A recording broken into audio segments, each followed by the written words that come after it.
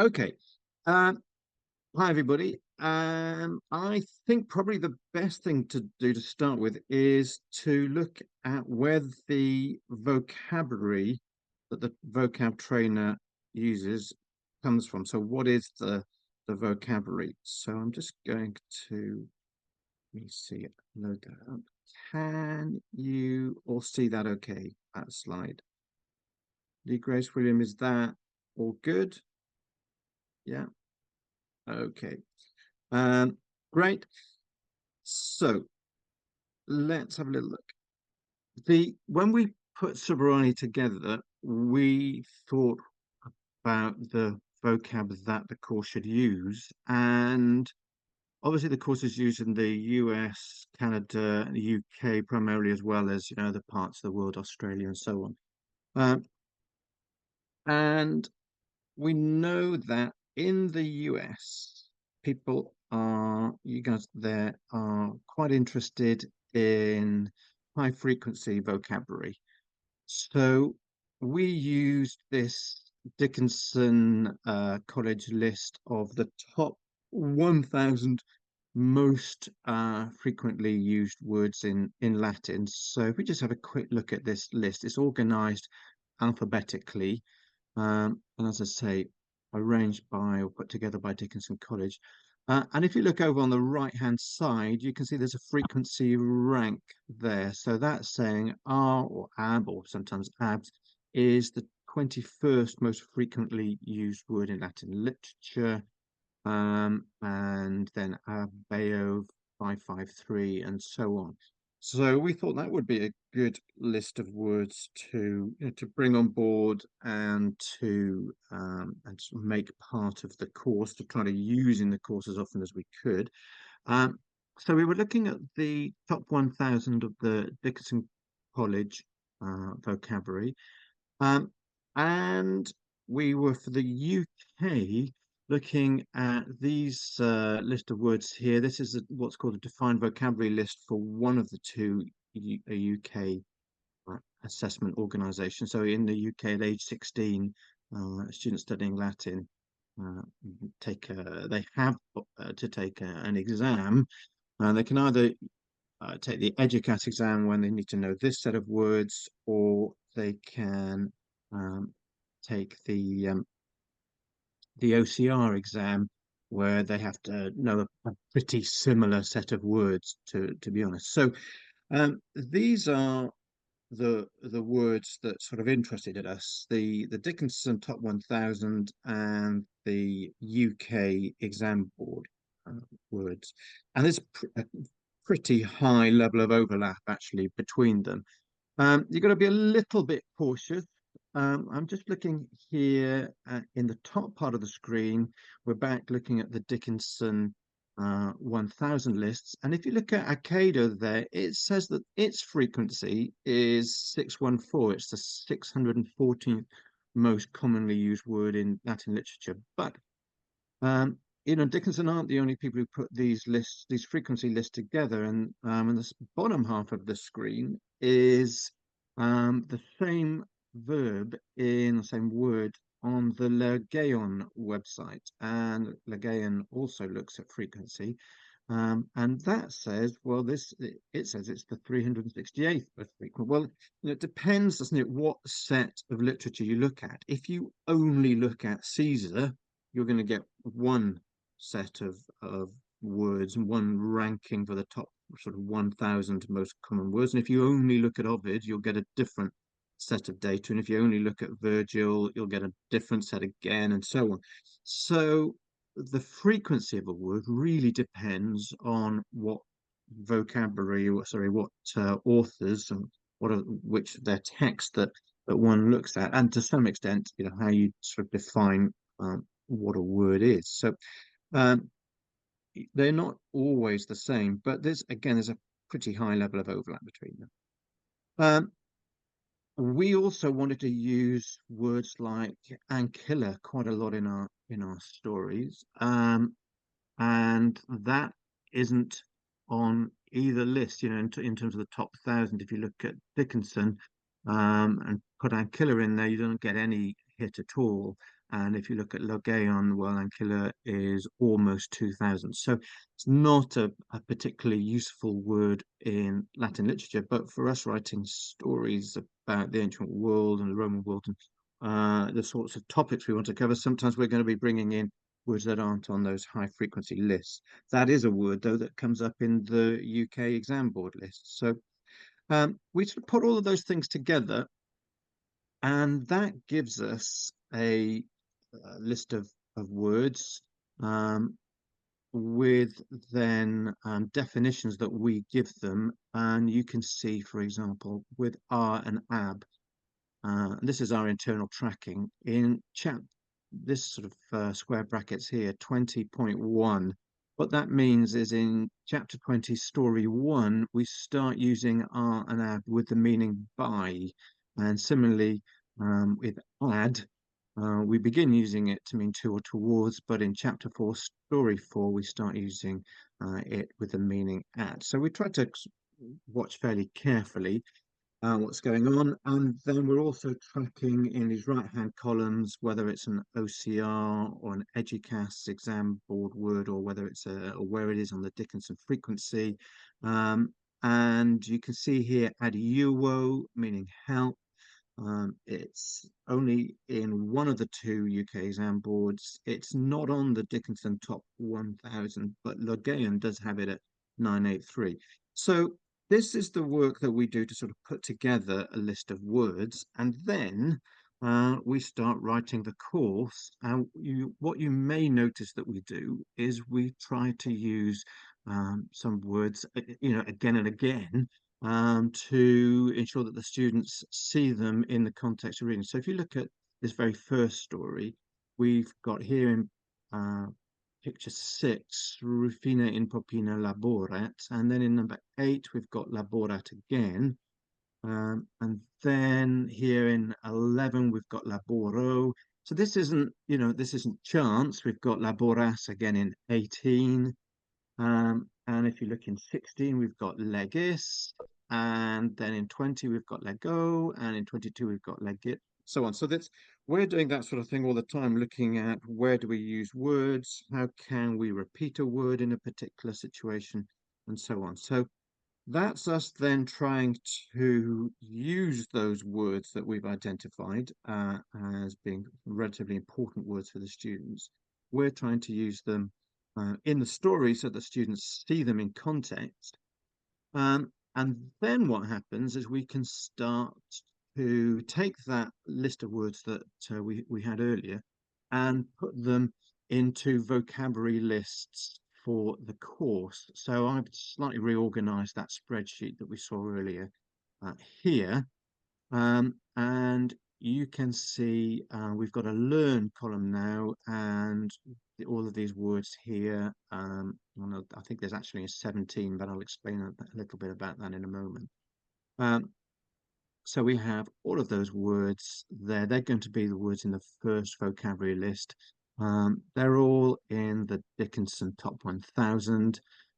This first column here, the column that has one ST at the top of it, that telling us the first time the word is used. And so that will mean chapter 1, story 1. And then this column that says third, that's telling us which chapter the third use of the word comes up in.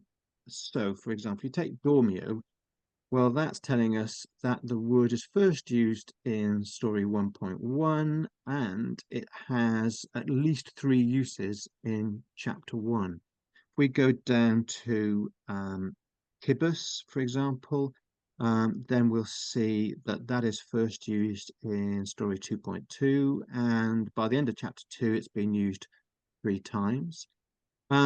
So all of that is very useful for us for then creating the vocabulary list. We won't put a word in the vocabulary list for a chapter unless it has been used 3 times in a story by the end of that chapter. So, for example, we couldn't put Caddo in the chapter 1 learning list because it's only by the end of chapter 3 that it's been used 3 times. And if you look at these last 3 columns here, C1, C2, C3, that's us tracking how often the word has been used by the end of the chapter. So by the end of chapter 1, for example, ego or parts of ego have been used 13 times. By the end of chapter 3, it's been used 24 times, and so on.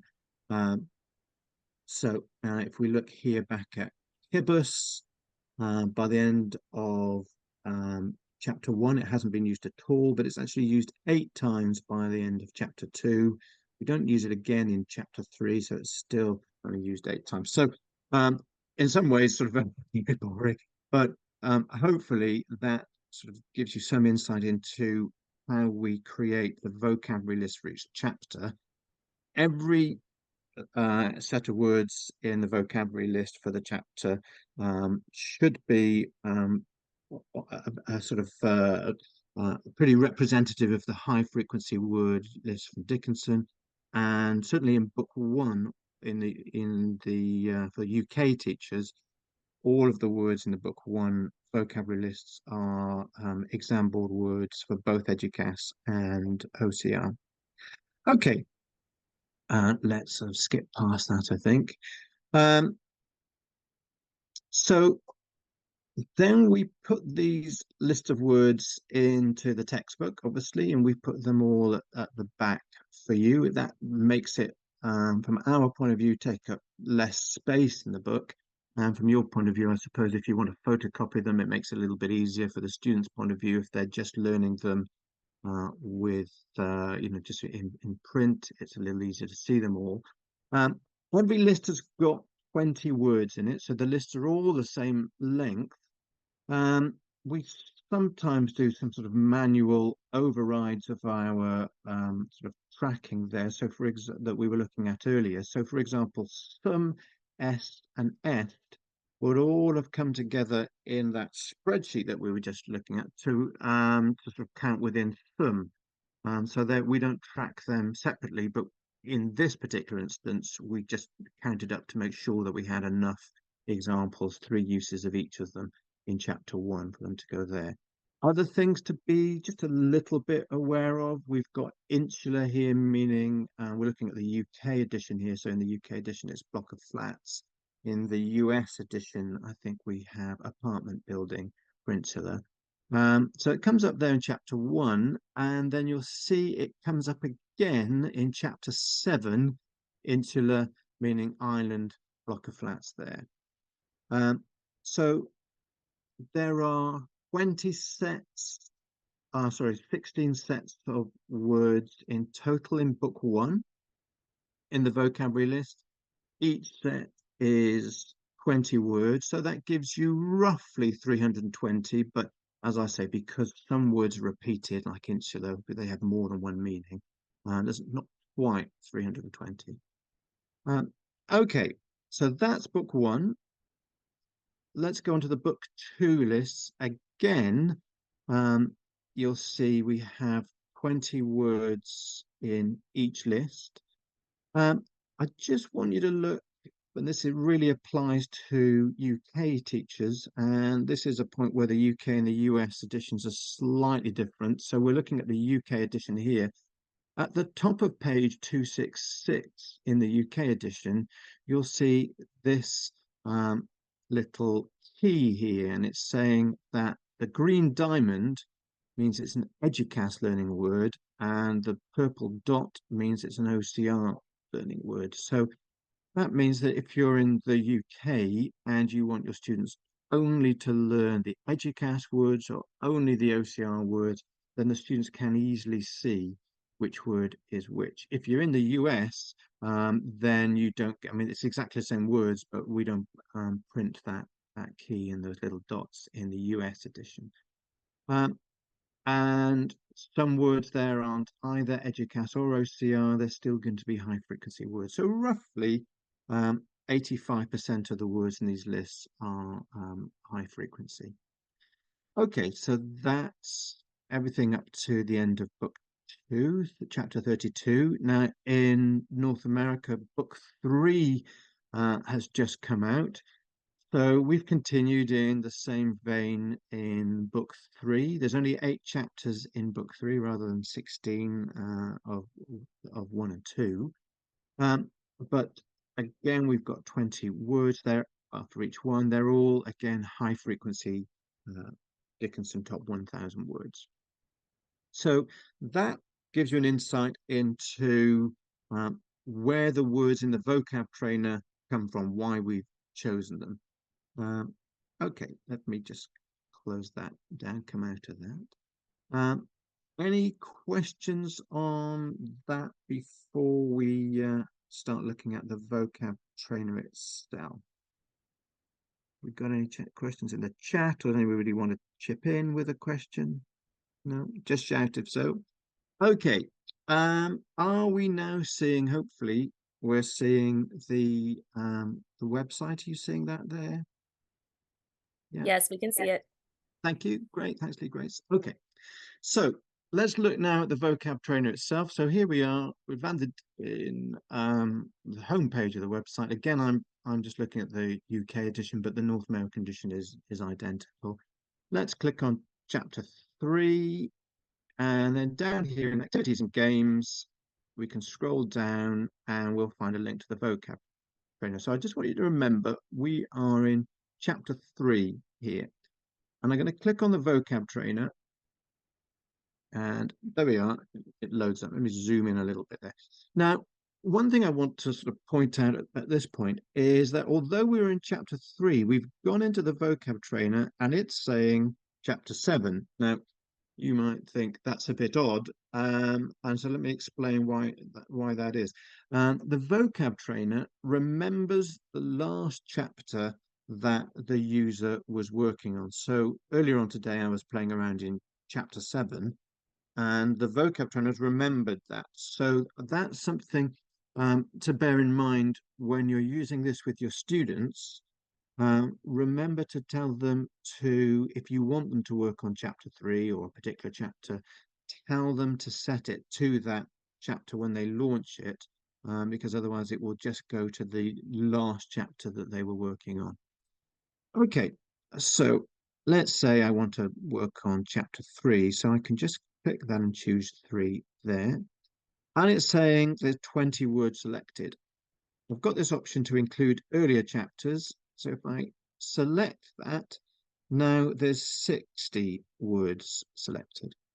And that's obviously because there's 20 words in each chapter. Do we want to have animations? I like to have animations on. It means every 10 words, there's some balloons or fireworks or something fun happens. So, okay, so let's get started and I'll click on train and you'll see that it's gone straight to type in here. As I type in, it's thought, oh, you appear to be trying to type the word food. And so it's popped that up on the screen as an option. The reason we do that is because with type-in vocab trainers, a large number of students sadly get the word wrong because they just spell the English incorrectly, and we wanted to reduce that as much as possible. So once they've typed 3 characters, it will predict what they're trying to type and give that as an option. So they can either type 1 on their keyboard, or they can click that button there, or they can click check. Habeo, okay, now we could type I have, or I could have typed just have or hold. So it tells you what possible answers you could have. You might say, well, I could translate that as possess, possibly. Well, we will only allow the definitions in the textbook. So if you look at the back of the textbook, you can look at how we define it there. Otherwise, it's almost a never-ending job. So there's slight issue there for the students, I suppose. Okay, well, I've sort of double-clicked a little quickly here, so I've got that one wrong. And that's a good example of if I get it wrong, it will pause, it will tell me what the right answer is, and I need to choose that right answer before I go on. Okay, let's go back to setup for a moment and let's jump ahead to chapter 9, and I'll only have chapter 9, I suppose. Let's do that for a change. Now then, because I haven't looked at this word before, it's given me the flashcard version. So this is what happens for a student. The first time they see a word in the vocab trainer, it just shows it to them with its meaning. Now, of course, they won't be getting this word in the vocab trainer without having met the word 3 times at least in the story. So in that sense, it's not the first time they've seen the word, but it is the first time they've seen the word in the trainer. So step 1 is I'll get that word as a flashcard. Now I've got it the same word again as it happens by in multi-choice. And now I'm getting it as type in. Okay. Now it won't always do that. It won't always give you flashcard, then type in, and sorry, flashcard, then multi-choice, then type in. But it will always give them first of all flashcards, then multi-choice. Normally you get the multi-choice a few times, and then later on they'll get type in. Okay, there we go. And that's 10 correct answers and a butterfly. So that's if you choose animations. Okay, so hopefully that gives you a little insight into how the vocab trainer works from a student's point of view. Let's go and have a look at the results. So this is me logged in as myself. And so it's got my name up here. It's saying, okay, we're on chapter 9. I'll explain this chapter average of 24% in a moment. It will say this session started at, and that's today's date, and then 4:18 p.m. here in the UK. And it will localize that, you know, depending on where the students are. Total sessions, I've logged in 50 times, try the trainer. Total time, so I've spent just over 2.5 hours on this trainer. And total words seen, 620. What that means is it's generated 620 questions. And so if it asks me peto 3 times, then that would count 3 towards total words seen. So it doesn't mean sort of different head words, it means questions that it's asked me. And then how many of my questions have I got correct? 592 out of 620, so not too bad. Now, let's look at an individual chapter here. So I can click on, and students can do this themselves, by the way. They can click on results to see this. If I click on chapter 1, let's have a look what's going on here. It's saying I've got 53%, and it's giving me a score for each individual word. So it's saying I've got 5 out of 10 on Dormio. Well, when I start with a word, I'll be on 0. And when I see the flashcard of that word, it will go up to 1. And then from then on, every time I get the word right in multi-choice or type in, my score will go up 1 to a maximum of 10. And every time I get it wrong, my score will go down 1 to a minimum of 1. In fact, we don't let it go down to 0. So theoretically, I could spend all day on the vocab trainer, and if I was getting 50% of the answers right and 50% wrong, actually my score wouldn't change because those numbers would be going up and down between sort of 1 and 10. But of course, in reality, that isn't what happens. So I've got 5 out of 10 on Dormio, 5 out of 10 on Ego, 5 out of 10 on Frates, 7 out of 10 on Horda. Now, what the vocab trainer will do is it will give me Dormio, Ego, and Frate more often than it will give me Horda and In. It looks to see which words am I least good at, and then it gives those words to me more frequently. So it will be giving me Turba. If I were to choose just chapter 1, I'd get Turba and Ubi more frequently than the other words to start with, at least, till those scores come up. How does it calculate 53%? Well, the maximum score for each word is 10. And there's 20 words in each list. So the maximum score in total is 200. And then what it does is it adds up all the 5s and 7s and 6 and those 5s and 4s and so on. It says, well, those will add up to 106. So it's saying, okay, I'm getting 106 out of a possible 200. That means that my competency for this set of vocabulary is 53%. Okay, so that's 106 out of 200, 53%. And then it's doing that for all of those chapters that I've looked at up to chapter 9. If we look at chapter 8, I'm only on 3% there. So I've only played around with chapter 8 occasionally. So you can see that most of them are set at 0. And then I've just got started with those particular words there. So let's go back to this chapter average, 24%. What it's doing there is it's taking the score for each chapter to chapter 9, which is where I've set it to.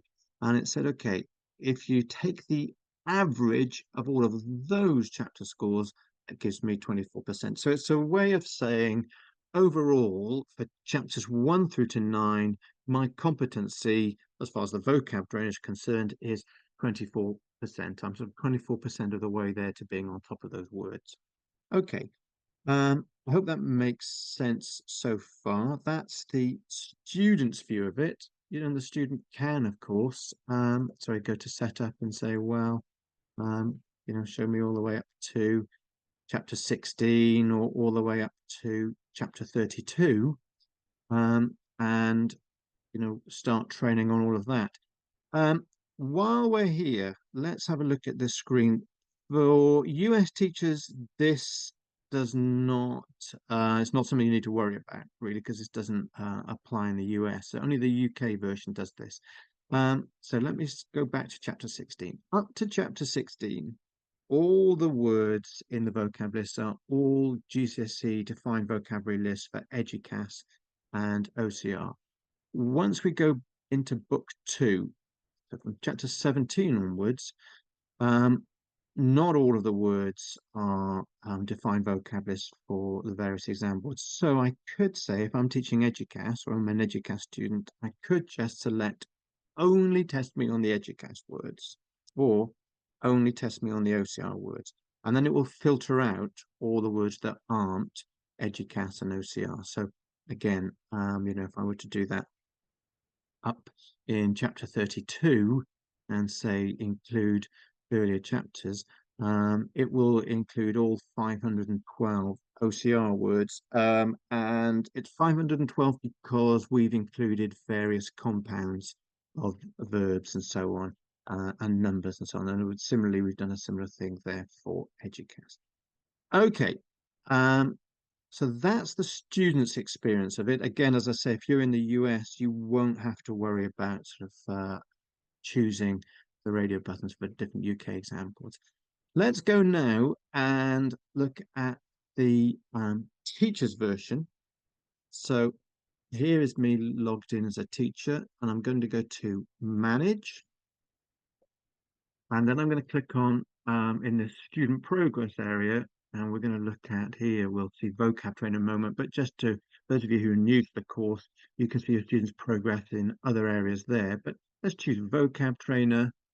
I'm going to load in my data, and we're going to go, and I mean, most teachers don't say all of this. That's because I'm associated with a lot of schools. Most of them are sort of dummies. So Funville College, you won't be surprised to learn, is not actually a real place. But let's have a look there at that year 9, or in the US system, that would be like 8th grade. So it's bringing in the data. So let's zoom in a little bit. So by default, it shows you everything from up to chapter 32.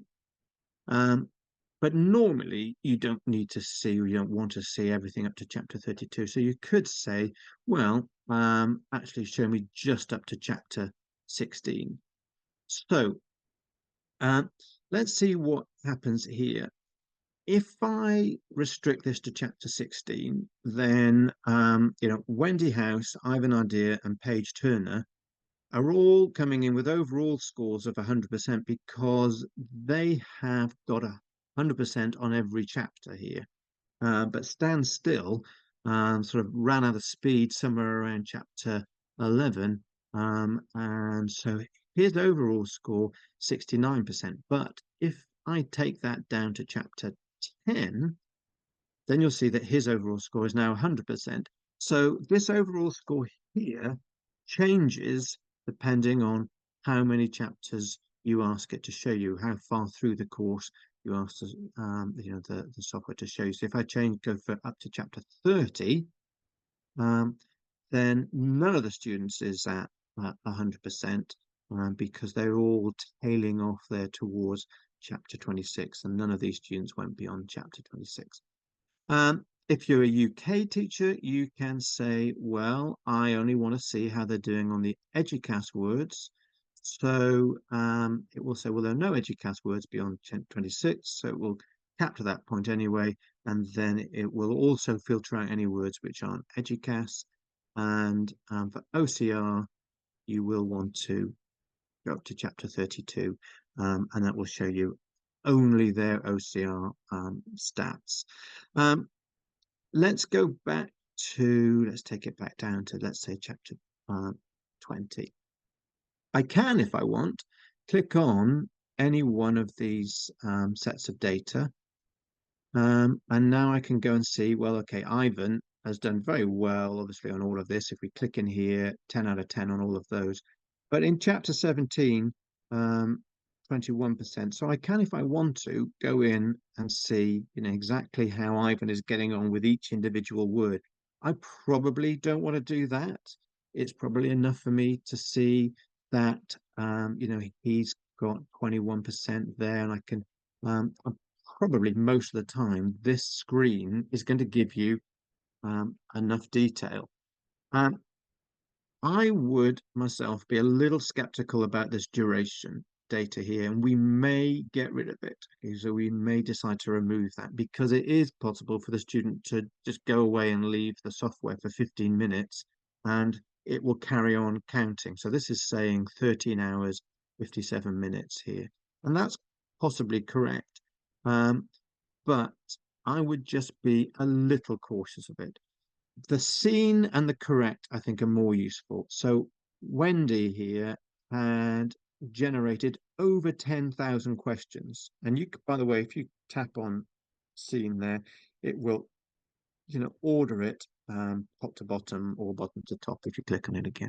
So Wendy, 10,000, over 10,000 questions generated, and roughly 91% of that is correct. We've had a request to show the percentage of scenes that were correct, so to sort of show on the screen, the correct out of the scene. So we might put a new percentage in there as well.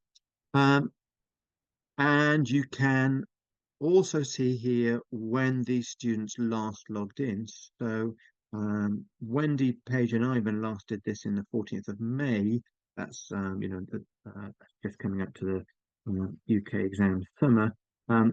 Stan stood still, stopped in the year before, and that's why I didn't get beyond there. Okay, let's have a look at these questions. So Donna says, does it time out after 15 minutes? Yes, it does. Yeah.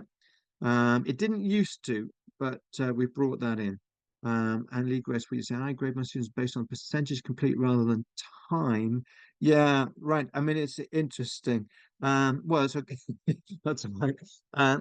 It's interesting. I mean, what I used to do, I'm not teaching this year, but what I did when I was teaching last year or the year before last, was say to my students, and they have a 30-minute homework, I would tell them I want their numbers seen to increase by 300 for a 30-minute homework. So that might seem a lot, but if you think, let's go back and have a look at it. Here we are, the vocab trainer.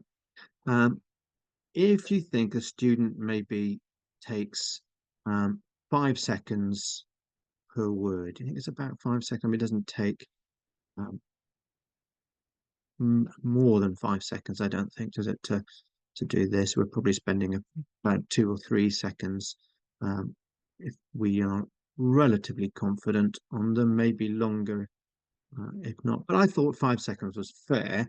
So if we come back to that, 5 seconds per question. Hey, Will. And yeah, Sorry to interrupt. Okay, I think we just Yeah, need some Shelley, clarity that on the question about 15 minutes 15 thing. minutes. Yeah, yeah, sorry, Shelley. So what that means is 15 minutes if they walk away. If they don't interact with it after 15 minutes, it will stop its clock and shut down. Um, but no, I mean they can go, for an hour, 2 hours non-stop if they want to. So it's yeah, it won't Okay, stop if they're so using it. that's okay. So for Donna, I when you said timed out after 15 minutes, that's if they don't do anything for 15 minutes. But they If they can. turn it on and then they go and watch, football on TV, and they're not using it, then after 15 minutes, it will stop. Their duration will stop sort of going up. Um, but if they're using it, then it won't time out at all. It will just keep going on and on and on. Does that make sense? Yeah. Okay. Um, let's say, yeah. Okay, good. So they can go for an hour, 2 hours. It won't stop counting as long as they're using it. Um, okay. So, what were we saying? Yeah, it will tell you the last time they logged in, the time of the day they logged in, and it will record their latest data. Yeah, and I think I was saying I would set them 300 words, 300 questions. So put the scene up by 300. 5 seconds a question, so 12 questions a minute. 30 minutes should be 360 questions. So I thought 300 was roughly fair. Obviously, up to you to do what you want. Um, and we can download the results. So if we look at this button here on the screen, let me just see if I can get that to pop up. So it will record. Are you seeing that coming onto the screen there? Okay. Yes, we can It see will. it. Okay, thanks, Lee Grace. So that's then recording, in a little spreadsheet there, everything that you see on the screen at the point at which you say download their data. So what I used to do was take that every Friday and then take it again the next Friday and check who's gone up 300 and who hasn't. Um, and have a little chat about that with them. The other thing I used to find was very useful is if I've recorded that on the Friday and then I come back on the Monday and I've looked maybe sort of Sunday night, first thing Monday morning, and I can see someone's data has gone up a lot over the weekend. This allows me to have a little chat with them and say, look, well done, Paige. I see you've put a lot of effort in there. And that that's really great. Well done this weekend. The other thing you can do here is say, look, Ivan, that's great up to chapter 16. What I want you to do now is work on just chapter 17. Only choose chapter 17. Work on that. Get that up to about 80%, maybe 100, but get that up to 80% ish, and then start working on chapter 18. So it allows you to sort of focus in on particular areas of weakness. Okay, I'm going to stop sharing now because uh, I thought that would just be 10 minutes, but as always, I've just talked far too much. There's probably lots of questions. I can tell you one or two things about sort of planned next steps for the vocab training, but have we got questions first? No. Feel free to, come off mute and just to shout it. So, um, and I hope that's clear, first of all, about that 15-minute thing. It will only time out if it hasn't been used for 15 minutes. Otherwise, obviously, if they are using it, will carry on. Okay, so the next steps for improvement. Um, well, let me just share my screen again, because it's probably easier to show it than to talk about it. Okay, so let's go to the setup. At the moment, students can choose particular chapter, so let's say chapter 8, and they can choose earlier chapters. So they can either have a particular chapter or everything from one up to that chapter. We've had a few teachers say to us, could we make it so that they can choose specific chapters? So could they choose just 6, 7, 8, or 3, 7, and 11, for example?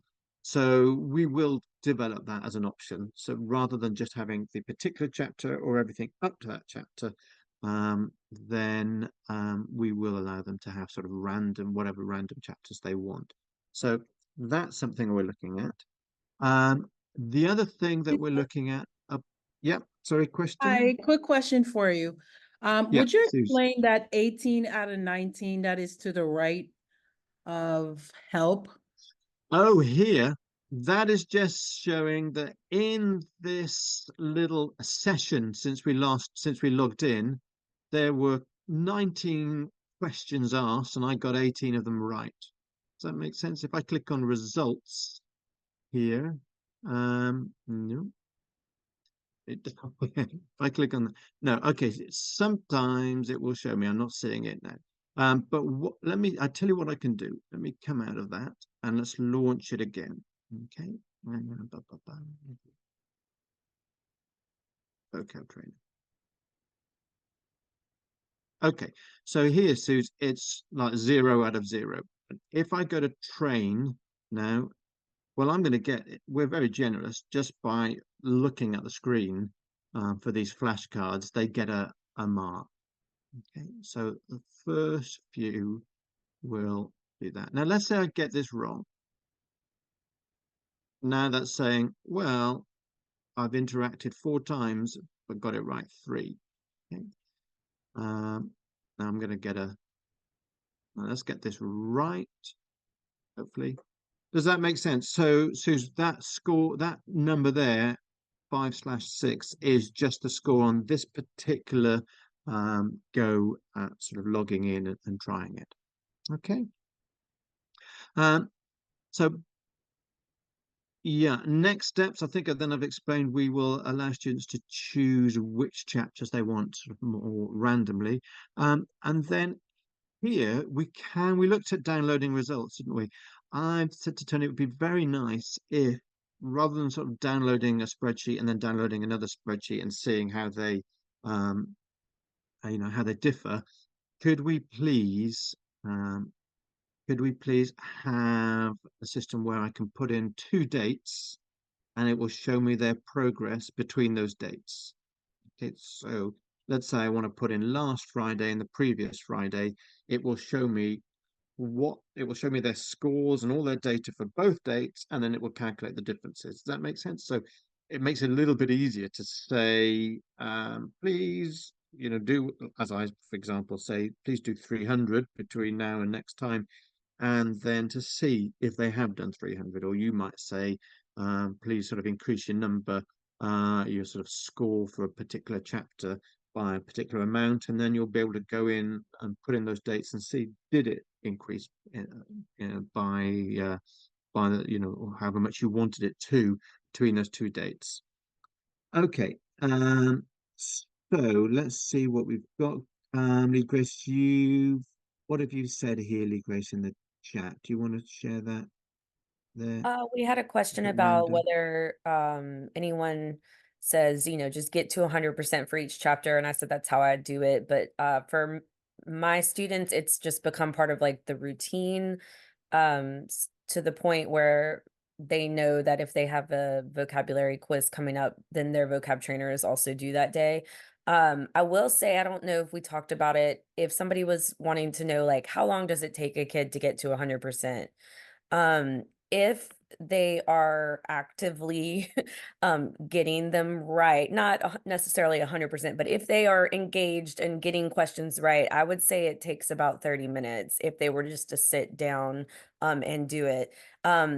That said, we know that there's greater success the more often they do it, rather than just one time.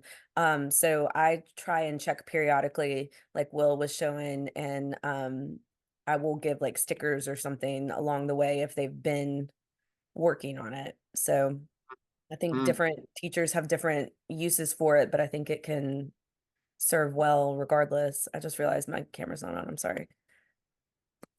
Um, Thanks, Lee Grace.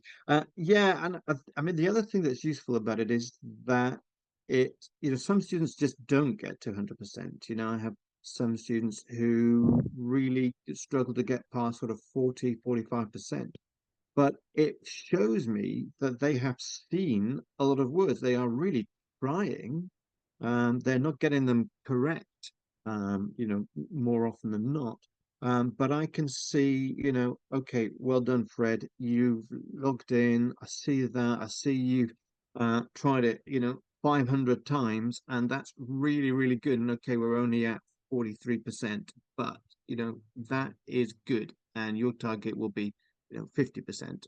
Um, so it helps really to show you which students are trying, even if they're not necessarily sort of succeeding in terms of going at the percentages, and then which students they see 200, they get 200 right, like that. I find it's useful from that. It have to be said, have some students who don't like software vocab trainers. I had a student a couple of years ago who said, "Sir, look, I just don't like that sort of thing. Are you okay if I have flashcards?" And I said, "That's fine." And we would do in-class little tests as well, So I said to her, look, that's fine. You use flashcards. You need to still score 8 out of 10 or 16 out of 20 or whatever it might be on those assessments that we would have in class for vocab. Okay. Um, that's really all I've got on it. I don't know if William Lee Grace, you've got anything else you want to add, or if anybody else has got something you want to add about, how you use it. Well, I think that there's a lot of data there that's very helpful. And I think looking at the whole child and showing growth in performance is important. And so the number of words seen and being able to adjust the percentages, like Will said, some students may struggle. And so if you are targeting on growth and make that the priority, how you grade, that's very helpful for some students. So there's just a lot of information and data out there that you can use to help them grow as language learners and vocabulary. And it's a great tool to have. Great, thanks, William. So, yeah, I mean, the other way I use it is in parents' evenings, parent teacher sort of consultation. It's very helpful to be able to sit there with some data and say, look, Mary, you're doing really well in class, but you're struggling because you're not learning the vocab. And she may ask, well, I tried. Really, do you though? Because this is saying you've only, you've only tried it you've only sort of generated 60 words. It helps in that situation. And it also helps to be able to, to praise and show this, because a lot of the students do really well. And it's great to be able to sit in a parent-teacher conversation and show the parent, look how well your son or daughter is doing. Okay. Well, I hope that was helpful. We were saying just before we sort of, opened up the session, William Lee Grace, and I was saying that maybe we should do these little quick videos on sort of the other bits of software. How does the auto-graded translator work? The verb trainer, I think, is a real beast that would be good to look at sometime as well. So we might put some of these together for the other bits of software. Okay. I have Donna? Yeah. I only tutor kids that use Subarani, and there's a certain reluctance on teachers' parts for giving the kids access to the verb trainer. I don't get it. Yeah, that's interesting. I don't know. I mean, to me, it's such a great tool. I mean, I would say, Donna, as a teacher, we can't turn off access to the virtual. It's there when the kids log in, if they've They got don't an give them account. digital access, period. Oh, okay. Well, I mean, for sure, there are some people who rather the students not have that. Yeah, it's the same. And the verb trainer is really, I found when my own daughter was taking Latin assessments in the UK, it was very good to be able to zoom in on um, uh, um, particular verbs, particularly, some of the things that are less frequently met in reading, and practice those. So, yeah, let's do a session on that in that case. Okay. Any other queries or questions? No. Okay, Shelley, you'd like something on the verb train as well, right? Well, let's do that before too long. In that case.